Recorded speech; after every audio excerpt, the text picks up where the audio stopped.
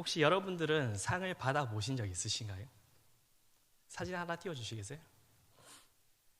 제가 혹시나 상장 한번 받아보지 못한 분들이 있을까봐 혹시나 상장은 이렇게 생겼다라는 것을 보여주기 위해서 잠깐 가져왔습니다.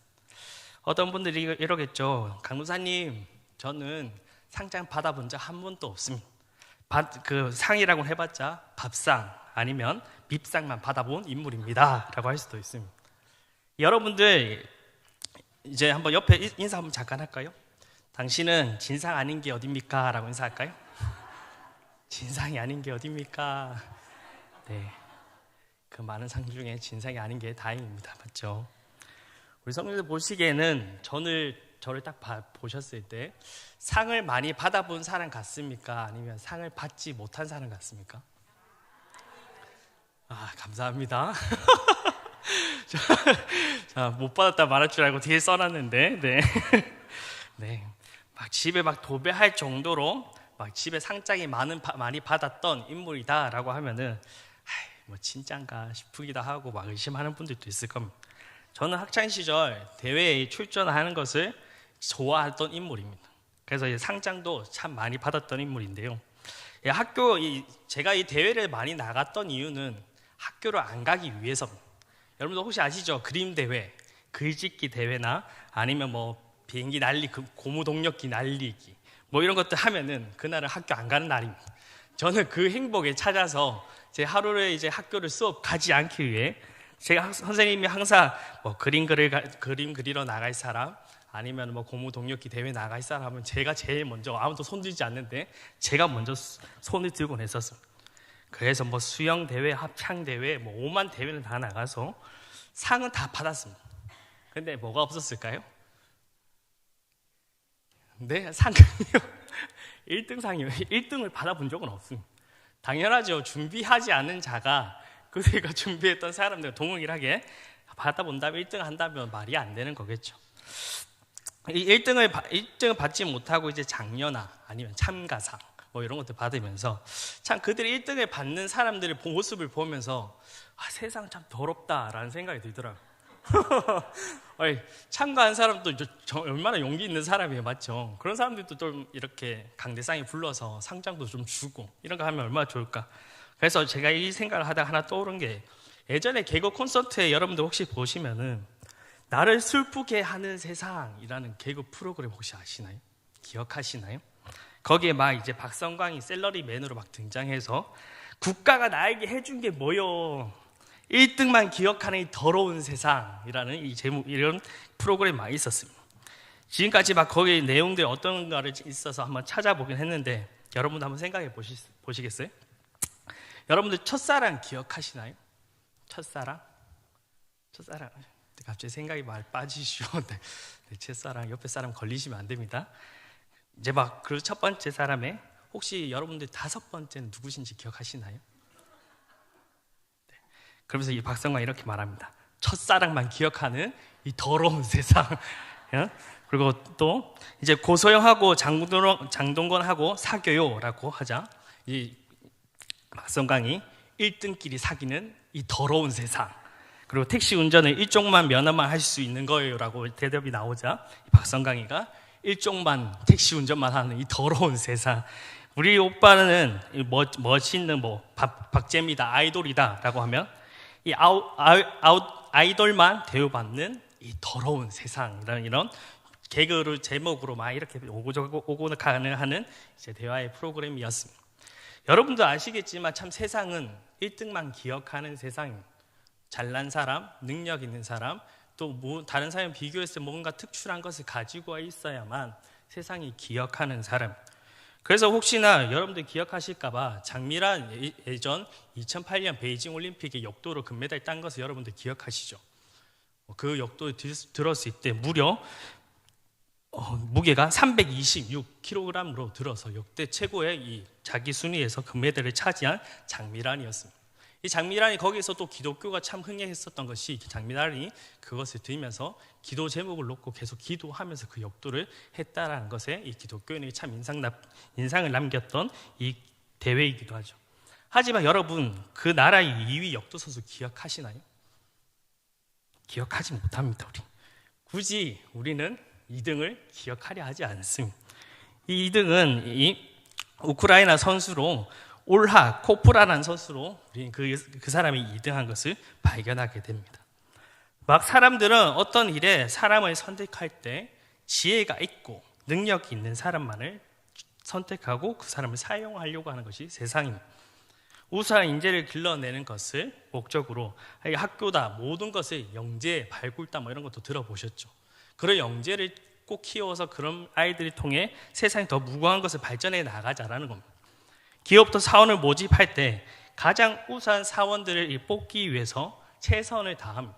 성적뿐만 아니라 그들이 가지고 있는 학식 그리고 지식을 통해서 그들이 얼마나 이 기업에 들어와서 발휘할 수 있는가를 평가받으며 몇백 대 1로 그 경쟁을 뚫고 그들은 이제 대기업 삼성이나 이 LG 같은 곳을 취직하게 되어집니다. 우리는 그 상황 속의 세상 속에서도 이 구멍가게 과자 하나 봉지를 선택을 할 때도 우리는 많은 고민을 합니다. 무엇이 더 맛있을까? 어떤 과자를 먹어야만 오늘 나의 행복을 채워줄 수 있을까라고 생각합니다. 이거는 세상뿐만 아니라 이 교회 안에서도 별반 다른 거 없는 거 여러분도 혹시 아시나요? 교회 부교육자를 천빙할 때 어떻게 뽑는지 여러분도 혹시 아시나요? 부교육자 뽑을 때 이제 부교육자 뽑을 때는 이제 최종 학력 어떻게 되는지, 그 다음에 이제 사회적 경력은 어떻게 되고 그의 인성은 얼마나 가지고 있는가, 또 교회가 원하는 사역에 얼마나 그를 이제 불렀을 때 많은 열매를 맺을 수 있는가를 평가를 받고, 또 그 사람의 리더십을 갖고 이제 자신의 있는 파트 안에서 얼마나 리더십 있게 잘 이끌어 가는가라는 것에 최고 베스트 인원을 뽑아서 이제 그 교회에 부임하여 사역하기 시작합니다. 그래서 우리 가질 성촌교회에 뽑힌 이 부교육자는 모두 뭐죠, 여러분? 베스트들입니다. 아멘이십니까? 우리 부교육자들은 모두 베스트입니다. 어떤 한 교회는 정말 이 정도로 뽑아야 되나 싶을 정도로 뽑는 교회를 저는 한 번 본 적이 있습니다.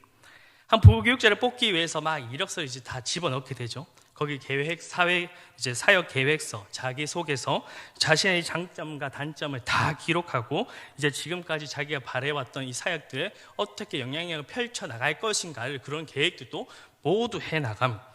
그래서 이제 몇 장들의 이제 문서를 통해서 이력서를 받고 그 사람이 1차가 통과되게 되어지면 이제 2차가 관문이 시작되어집니다. 2차 간부는 이제 나오면은 이제 담임 목사님 와서 면담할 거라고 생각하지만 그곳에서는 이제 2차 면담은 부교육자들끼리 면담이 시작되어집니다. 그 부서 관련된 목사님, 사역자들이 다 전체 모여서 한 사람을 놓고 이제 면담하기 시작합니다. 얼마나 그 면접이 떨릴까요? 한 사람인데 막 여러 명이 막 앉아서 자신에게 막 뜨거운 눈길로 사역은 어떻게 하시겠습니까? 뜨거운 마음을 갖고 계신가요? 라고 묻고 있으면 얼마나 그 마음이 떨릴지 모르겠습니다. 이제 그렇게 떨지 않고 자신의 소신껏 자신의 역량을 아래 설명을 하고 이제 2차가 통과되어지면 이제 3차가 되어지면 문자가 날라오게 되어집니다. 이제 그 3차 문자를 이제 받게 되어지면 이제 최종으로 이제 다 됐겠지라고 생각을 하고 이제 문자 안에는 몇 월 며칠 언제 몇 시까지 도착해서 교회에 들어오시면 됩니다라고 이제 이야기가 됩니다. 그렇게 교회를 들어오고 나서는 이제 시작되는 것은 하루 동안 테스트입니다. 그 하루 동안 이제 무엇을 보냐면 설교 관련해서 이제 작성하고 그 설교를 테스트하기 시작합니다. 한 사람씩 각 본문을 주고 그 본문에 맞게 어떻게 주의를 하고 그것을 어떻게 설교해 나갈 것인지를 테스트 받고 나서 그 다음에 전도 계획서를 이제 세우게 됩니다. 그래서 그 당일날 전도를 어떻게 할 것이고 어떠한 전략으로 만나고 어떻게 그 사람들을 전도할 것이라는 계획서와 함께 그것을 들고 이제 무엇을 하죠? 실행하러 밖으로 나갑니다. 이제 그 모든 전도가 끝나고 돌아와서 이제 지쳤겠죠. 이제 그것뿐만 아닙니다. 이제 기도 예배 모두 함께 드리며 그 사람에게 가지고 있는 이제 영적인 부분까지 체크하고 이제 돌아가게 되어집니다. 참 여러분 듣기에도 참 답답하시죠. 이 한번 사역하는 게 얼마나 어려운지 거기 들어가는 게 참 숨이 막힙니다. 인재를 찾고 인재를 선택하려고 하는 분위기에는 사회뿐만 아니라 이 교회도 마찬가지라는 겁니다. 이것은 오늘날만의 선택의 기준이 아니라 과거에도 항상 그렇게 선별되어 왔고 또 미래에도 그것이 변하지 않을 거로 저는 생각이 들어집니다. 그런데 이 관점으로 보면 참 우리의 성경을 읽는 하나님은 우리에게 참 아리송한 분이신 것 같습니다. 하나님의 이 나라의 일꾼을 선택하는 안목을 보게 되어지면은 참 답답한 심정이 우리는 들어지게 되어집니다. 하나님의 안목은 우리가 인간적인 보는 그 안목과는 다른 차원에서 보시는 분이시기에 참 우리가 그런 안목에 보시는 하나님의 선발되는 기준을 보았을 때 실망스러울 때가 참 많이 있습니다.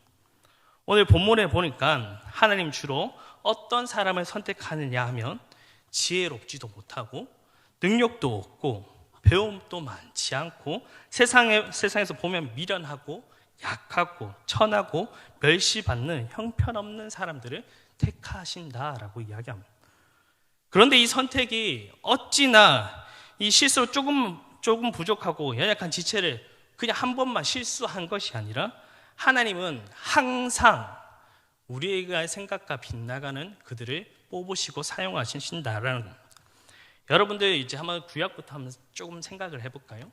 이스라엘 백성들이 초대왕 하면 누가 가장 먼저 떠올려지십니까? 초대왕 하면 사울왕밖에 없죠. 근데 떠오르는 사람 없지? 단 한 사람밖에 없습니다. 여러분 사울왕 하면 12지파 중에 가장 낮은 지파, 연약한 지파, 베냐민 지파에서 선출된 사람입니다. 이 사울도 자신의 그 왕에 대해 부끄러움이 참 많은 자였고 누가 봐도 이 사울 왕은 왕의 신분으로 세워질 그런 사람은 아니었습니다. 이 이스라엘 백성들의 요청은 자신의 왕이 없었기에 다른 이웃 나라처럼 자신도 동일하게 사람들이 보여지는 왕, 자신의 똑같은 그런 왕을 세워달라는 요청에 그 왕을 세워주려면 여러분들이 생각하신다면 어떤 왕이 가장 탁월하다고 생각하십니까?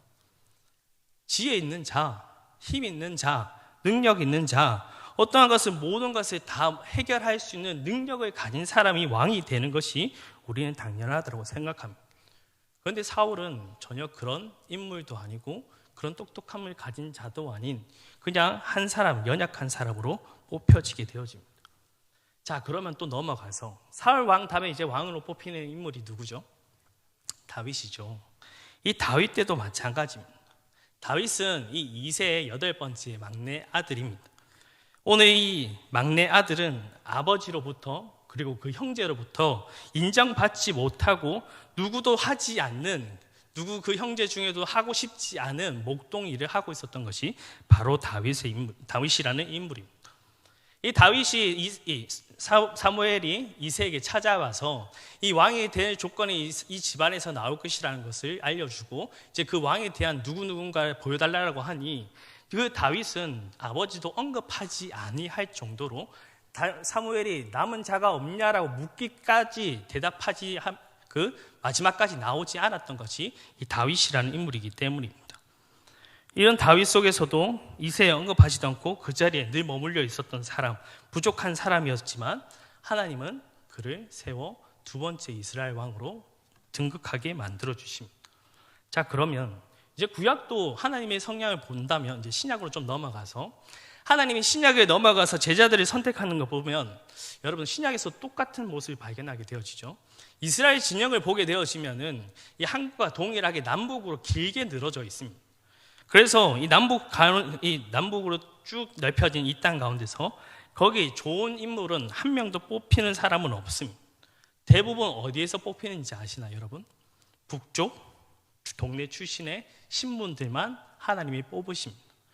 다시 말하면 우리 대한민국 이 땅에 서울권에 있는 인재들만 모인 이 나라에 그 사람들만 뽑은 자들이 아니라 지역 저 밑에 있는 자기네 땅에 그래도 조금 산다라고 하는 사람들, 이제 그런 사람들만 지역의 외딴 곳에 있는 사람들만 뽑아 어부 출신, 세리, 그다음 농부 출신 그런 하나님 별 볼 것 없는 그 사람들을 선택하여 그런 자리를 통하여 하나님이 세우시고 그들이 함께 일을 만들어 가셨던 것을 우리는 보게 되어집니다. 우리는 한 가지 생각이 들어지는 것이 있습니다. 무엇일까요? 따라해볼까요? 우리 주님은 약한 것을 택하시는 주님이시다. 아멘이십니까? 부족해도 우리를 귀하게 쓰시는 줄 믿습니다. 그것이 하나님이신 줄 믿습니다. 여러분 솔직히 우리 중에도 지혜로운 자 혹시 있으십니까? 세상을 살아가면서 나의 지혜만큼 따라올 자 없어 라고 자부하시는 분들 있으신가요?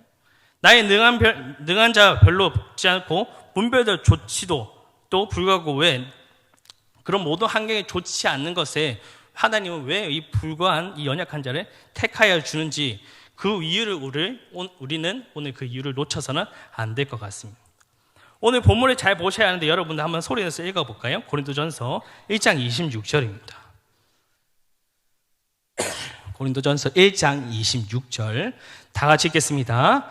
형제들아 너희를 부르심을 보라. 형제를 따라 지혜로운 자가 많지 아니하며 능한 자가 많지 아니하며 몸별을 좋은 자가 많지 아니하는도다. 아멘. 하나님께서 세상을 미련한 것들을 택하사 지혜 있는 자들을 부끄럽게 하시려고 라고 말씀합니다. 미련한 자들을 택하여서 막 이력서를 냈는데 그중 하나를 미련한 자를 뽑았던 것이 아니라 그 미련한 자를 반복적으로 뽑는 하나님이시라는 겁니다. 다 찍어서 택했는데 그런데 잘 보십시오. 이게 그럼에도 불구하고 미련한 자들을 하나님께서는 택하셨다라고 이야기하지 않습니다. 미련한 자들을 택하여 하나님의 지혜를 부어주셔서 고쳐서 쓰신다라는 것을 의미하지는 않습니다. 일부러 미련한 자를 택하신다라는 것을 우리들에게 말씀하고 있는 겁니다. 그래서 뭘 어떻게 하시고 의도가 무엇입니까? 그 하나님의 미련한 자, 부족한 자를 세워서 하나님은 무엇을 나타내려고요? 지혜 있는 자들을 부끄럽게 하려고. 여러분들 잘 생각해 보십시오. 우리 주님의 의도가 지혜 있는 자들을 부끄럽게 하시려는 의도가 계신다면 이 반드시 미련한 자를 무엇해야 됩니까? 택하셔야 하는 것입니다. 주님의 뜻을 이루려면 그 미련한 자를 택할 수밖에 없는 것입니다. 그것이 이해 가십니까? 이게 한 번이 아니라 또 한 번 읽어볼까요? 고린도전서 1장 27절입니다. 그러나 하나님께서 세상의 미련한 것들을 택하사 지혜는 자들을 부끄럽게 하시고 세상의 약한 것들을 택하사 강한 것들을 부끄럽게 하려 하시며, 여기서 콕 집어 말합니다. 약해도 불구하고 강함 되시는 주님이 우리에게 힘을 주신다. 어떻게 해주신다. 그런 면이 아니라 그냥 약한 그 존재 자체로 선택하신다라는 겁니다. 강한 것들을 부끄럽게 하시려고. 그러므로 강한 것들을 부끄럽게 하시려는 이유라면 택함 받은 자들이 반드시 무엇해야 되는 것입니까? 하나님 앞에 약한 자여야 하는 것입니다. 또 하나 읽어볼까요? 고린도전서 2장 28절입니다. 고린도전서 2장 28절 다 같이 읽겠습니다. 시작. 하나님께서 세상에 천한 것들과 멸시받는 것들과 없는 것들을 택하사 있는 것들을 폐하려 하시나니. 아멘. 천한 것, 멸시받는 것, 없는 것들을 택하신다 이렇게 이야기합니다. 우리 주님이 부자니까 채워주시고 그 능력으로 모든 걸 다 몰아주실 거야 라고 말하지 않습니다. 뭐라고요? 말씀하시나요? 택하 있는 것들을 우리를 그 택하사 있는 것들을 폐하려 하냐니 무슨 말을 하고 계시죠? 일부러 그 연약한 자, 부족한 자를 택하신다 말합니다. 여러분, 우리가 한 번씩 이렇게 기도할 때가 있죠. 은혜 깊은 자리에 나아가면 이 하나님 앞에 뭔가 이 깐깐한 이 은혜 자리에 이 십자가 앞에서 막 자신의 눈물을 막 쏟아낼 때가 있습니다. 주의 손을 앞에 막 들고, 주님, 왜 나 같은 이 어리석은 자, 부족한 자를 저를 택하여 나를 불러주셨습니까? 하나님, 이 못난 이 나를 권사 자리까지 올려놓고, 하나님 참 내가 무엇을 하라고 참 이 자리에 올려놓으셨습니까? 하나님, 이 장로란 자리에 하나님 나를 불러주셔서 무엇 하시기 위해 나를 이 자리에 불러주시고 세우시고 이 자리에 섬기게 만드셨습니까? 라고 우리는 그 애통한 마음에 하나님 앞에 눈물로 흘리며 기도할 때가 있습니다. 그렇게 기도하는 그 우리의 마음 속에 하나님은 무엇으로 대답할까요? 어떻게 대답할까요? 이것에 네가 그런 존재이기에 내가 불렀다라고 말씀할 겁니다. 너가 그 연약한 자이기에, 부족한 자이기에, 세상이 보아도 너가 그 약한 자이기에 내가 오늘 불렀다라는 겁니다.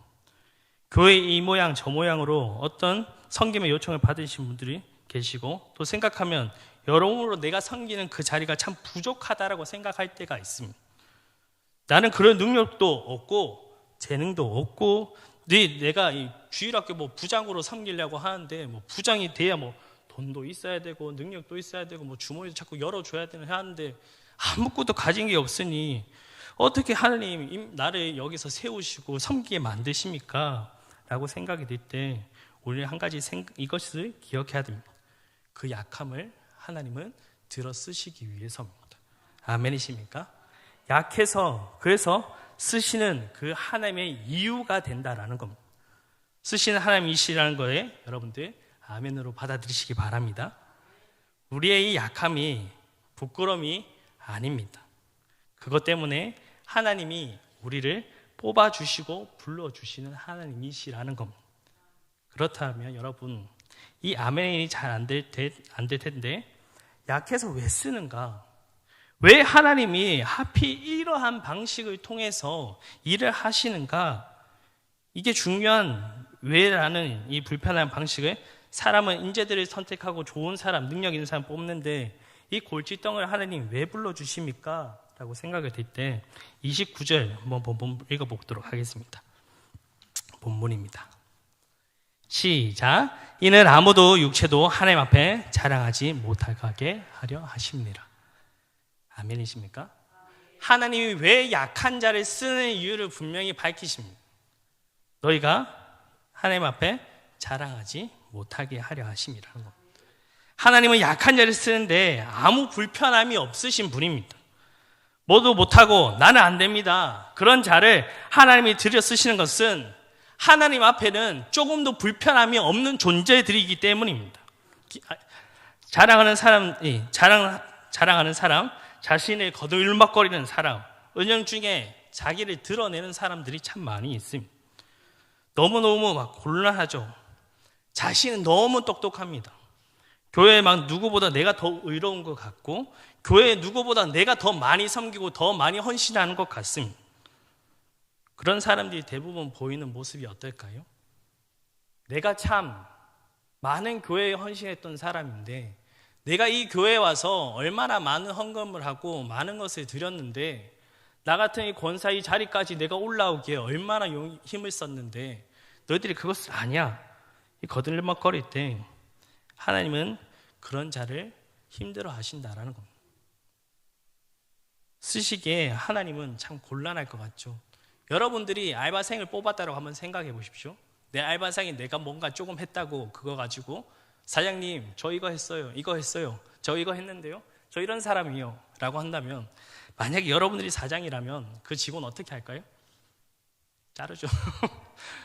뭐 이런 놈이나 있나, 그런 생각으로 우리는 자를 겁니다. 다른 말로 자신의 그 권리를 주장합니다. 왜냐하면 자신은 이 자리에 자격이 있는 사람이라고 생각하기 때문입니다. 너무너무 하나님은 그런 사람들을 곤란해 하시는 겁니다. 고린도전서 보면, 여러분 오늘 고린도전서에 있는데 고린도 이 교회 성도들이 대부분 이 똑똑한 사람들은 아닙니다. 능력도 없고 가면도 별로 좋지 않은 사람들입니다. 그런데 이 하나님이 그런 사람들을 어떻게 하는지 본문에 계속 나오는 단어가 있습니다. 무엇을 이야기하죠? 택하사 별 볼 일 없냐? 하나님께서 내가 너를 부를 것이다. 내가 너를 사용할 것이다. 내가 그 연약한 것을 통하여서 내가 일하고 너를 선택할 것이다 라는 것을 하나님은 반복적으로 그들에게 알려주십니다. 하나님의 은혜로 하나님의 백성 된 줄 믿으시기 바랍니다. 우리 또한 같은 그런 존재입니다. 그런데도 고린도 교회 성도들이 조금 더 지나니까 뭘 이야기하게 하는지 여러분들 아시나요? 어떤 이야기 그들에게 나옵니까? 한번 볼까요? 고린도전서 1장 12절입니다. 그들의 지혜가 많다라고 생각이 들어질 때, 그들이 뭔가 이제 갖춰졌다고 생각했을 때 이런 이야기가 나옵니다. 한번 읽겠습니다. 시작. 내가 이것을 말하노니와 너희가 각각 이르되 나는 바울에게, 나는 아볼로에게, 나는 게바에게, 나는 그리스도에게 속한 자라 하는 것이니. 무슨 말인지 좀 이해 가시나요? 여러분 한번 생각해 보십시오. 왜 고린도 교회 성도들은 왜 이 바울에게, 나는 아볼로에게, 나는 게바에게, 나는 그리스도인에게 라는 것을 주장을 할까요? 본인의 권리를 주장하는 겁니다. 내가 거기에 속한 사람이니까. 그러니 성질이, 우리는 이제 교회별로 참 많은 특색을 가지고 있는 것을 발견하게 되어집니다. 이제 좀 시간이 많이 지난, 제가 이제 지방에 있을 때는 거의 섬겼던 교회가 웬만하면 다 100년이 넘었습니다. 지방 교회들은 이제 시대가 많이 지나다 보니까 거의 대부분 앉아 있는 성도들 다 타고 가면 다 가족이더라고요. 저 깜짝 놀랐습니다. 거기서 결혼도 하고 만나기도 하시고 뭐 중매도 다 하셨는지 그냥 앉아 계시던 분이 다 친척에다가 뭐 팔촌에 뭘 다 넘어가게 되더라고요. 그런 이제 기성교회 보면 그곳에서 막 눈에 보여지는 것들이 있습니다. 뭔지 아시나요? 예배당에 딱 들어오면 눈에 보여지는 것이 있습니다. 자기 자리가 있습니다. 인정하시나요? 절대 이 오래된 교회에 그 자기 권사님 자리에 앉으면 큰일 납니다. 그 권사님, 세신자가 막 뭣도 모르고 막 와가지고 막 앞에 자리에 앉겠다고 막 신나게 앉아서 모으면 권사님 표정이 안 좋게 막 들어오기 시작하십니다. 그걸 뭐라 하죠? 쿡쿡 찌르며 제 자리입니다. 네, 좋은 자리죠. 네, 예배 자리 지키는 거 좋지만 그 자리가 자기 거라는 겁니다. 그 예배 자리조차도 누군가의 선택에 의해 주어지는 건 아니지만 그 권사님조차는 자기의 자리라는 것을 주장합니다. 그리고 또 이제 막 교회 주차장 보시면은 그래도 뭐 저희 성도님들은 교회 주차하는 거 보면 잘 이렇게 배려도 해주시고 양보도 해주시고 하시지만 다른 교회 가면 장로님들 절대 차 안 빼주십니다. 그 자리 세우면은 아침부터 전화 불통나게 납니다. 장로님들 막 사역자들한테 다 전화해서 차 빼라 안 빼냐 뭐 어떻게 할 거냐 말 거냐 막 오만 전화가 다 옵니다. 그럼 그런 전화를 받고 막 차도 이제 빼야 되는 그런 상황들. 이것이 무엇이라고요? 자기 권리입니다. 조금만 불편해도 자기 심기에 걸려도 막 눈이 돌아가고 하루 종일 그 예배 시간에 그 사람만 꼬라봅니다. 저 어떻게 하면 어떻게 죽여버릴까? 내 자리 뺏어서 어떻게 이렇게 하나? 그런 마음 속에 우리는 그 권리 주장을 빼야 하는 것입니다. 바울은 그들이 고린도 교회인이 아니라 그리스도에 되었던 그 초점을 깨우기 위해서 그들은 육신의 기준으로 보아 이 인간적인 관점에 봤을 때 지혜 있는 사람도 권력 있는 사람도 그리고 가문이고 훌륭한 사람도 아니라는 것을 그들에게 이야기하는 겁니다. 그들은 오히려 그러한 사람들을 부끄럽게 하시려고 그 반대쪽에 속한 존재들, 어리석은 사람, 약한 것들, 비천한 것들, 멸시받는 것들, 그리고 그렇게 부름을 받은 그들은 이 아무것도 아닌 것들에 대한 이야기로 그들이 설명하는 것입니다. 오늘 다시 한번 이 고린도전서 26장 28절 전체 한 번 더 읽어보도록 하겠습니다. 26절부터 28절 시작. 형제들아 너희를 부르심을 보라. 육체를 따라 지혜로운 자가 많지 아니하며 능한 자가 많지 아니하며 문벌 좋은 자가 많지 아니한도다. 그러나 하나님께서 세상에 미련한 것들을 택하사 지혜 있는 자들을 부끄럽게 하려 하시고 세상에 약한 것들을 택하사 강한 것들을 부끄럽게 하시며 하나님께서 세상에 천한 것들을 멸시받는 것들과 없는 것들을 택하사 있는 것들을 폐하려 하시나이다. 아멘. 고린도 교회 성도들을 부르심 받은 그들의 선택받은 감격으로 그들의 은혜로 교회가 시작되어졌습니다. 하나님의 은혜로 말미암아 이 못난 나의 자를 하나님이 깨트리시고 하나님이 나를 구별하셔서 불러주신 그 은혜의 감격으로 이 고린도 교회는 시작이었습니다. 그 사랑으로 시작되었던 교회는 어느 순간 그 사랑을 잃어버리고 만 것입니다. 그들에게 주님은 자유와 해방을 주셨지만 그들은 다시 자신의 그 욕망의 노예로 세상에 성취 못한 것들을 교회 안으로 다시 끌어들이던 이 고린도 성도의 모습이라는 겁니다. 그들의 몸은 교회 안에 있지만 그들의 몸은 그리스도의 밖에 있는 사람들입니다. 그들의 모습은 우리의 모습을 한번 비춰보아야 합니다. 교회 안에 내 세상을 가져오고 있는 나의 모습이 아닌지를 오늘 나의 중심을 놓고 한번 돌아봐야 된다는 겁니다. 인정을 받고 높임을 받고 싶어하는 마음, 힘을 부려서 누군가에게 나의 누군가를 군림하려는 그 마음, 이 무리지어 이 분쟁하려는 그 마음 같은 것을 내가 가지고 있는지를 오늘 나는 돌아봐야 된다는 겁니다. 오늘 내가 이 자리에 있는 거, 내가 불러서 받은 거, 내가 이 자리에 앉을 수 있는 것은 여러분들 다 은혜 받아서 여기 앉아 계시는 분들이잖아요. 맞으십니까? 하나님의 은혜와 사랑 때문에 여기 앉아서 예배드린 자들입니다. 여러분, 그런 자들이 어떻게 이 교회 안에서 내 것, 나의 것, 내 권리를 주장하면서 이 교회를 섬길 수 있겠습니까? 여러분들 그런 모습 속에 하나님을 오히려 바보로 만드는 겁니다. 내가 신앙생활에서 이 목사의 자리에 오르고 또 강도사로 오르고 장로의 자리에 오르고 권사의 자리에 오르고 하나님의 여러분들 누군가가 막 뛰어나서 여러분들을 여기 앉혀놓은 자들이 아니라는 겁니다. 더 낮은 곳, 여러분들이 주는 직분, 자리, 환경, 그 모든 것은 더 낮은 곳으로 가기 위한 여러분들의 자리라는 겁니다. 우리는 그 모험된 교회를 위해 헌신하고 노력하는 것입니다. 그것이 나의 것을 나타내기 위한, 나의 것을 자랑하기 위한 자리가 아니라 나를 위해 그리스도께서 몸된 그 교회를 위해 십자가에 못 박혀 죽으신 그 은혜로 말미암아 내가 그 몸된 교회를 위해서 헌신하고 사랑해 나가는 것입니다. 그저 하나님 앞에 자랑하지 않는 겸손함만 남아있는 겁니다. 하나님의 영광이 된 줄 믿습니다. 그런 삶을 통해 드러내기 원합니다. 겸손하고 순전만 해도 하나님은 우리의 그 모든 영광을 받으시는 하나님이라는 사실을 믿으시기 바랍니다.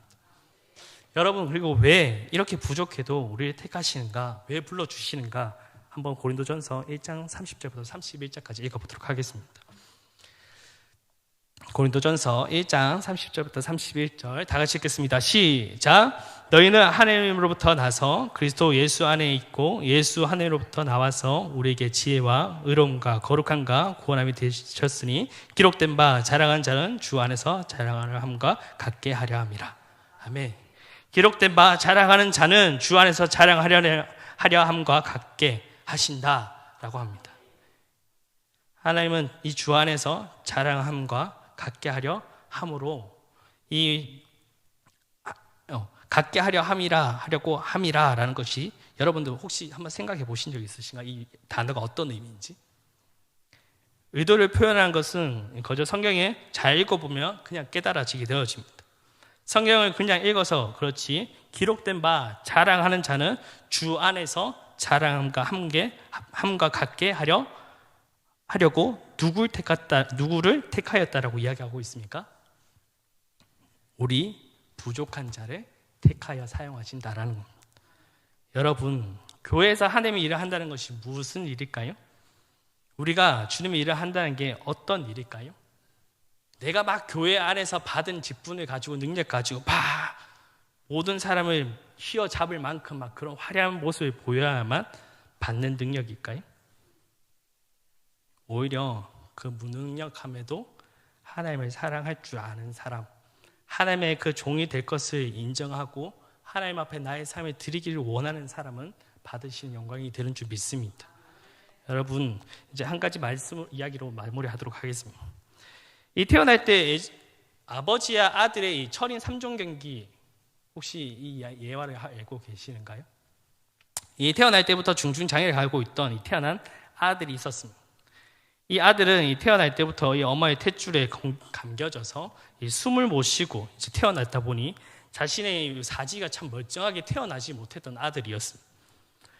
이 부모는 아이를 포기하고 싶지 않아 어떻게 해서는 막 과학적으로 열심히 해보려고 했지만 그 더 이상 그 아이의 손에 움직일 수 없고 고칠 수 없었던 이런 이제 상황까지 이르게 되었습니다. 그래서 이 아이가 이제 아무것도 움직이지도 못하고 걷지 못하니까 아빠에게 이렇게 이야기합니다.